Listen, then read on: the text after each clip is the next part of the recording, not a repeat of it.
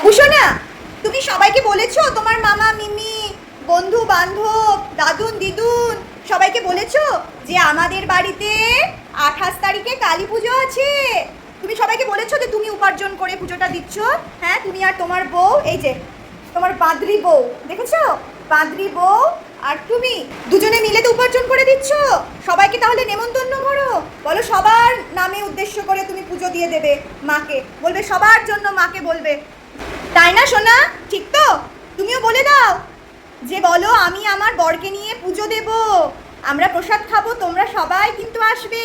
হ্যাঁ, তোমাদের জন্য কিন্তু আমি পুজো দেব। সবাইকে বলে দিয়েছো তো মা? আচ্ছা, ঠিক আছে ঠিক আছে।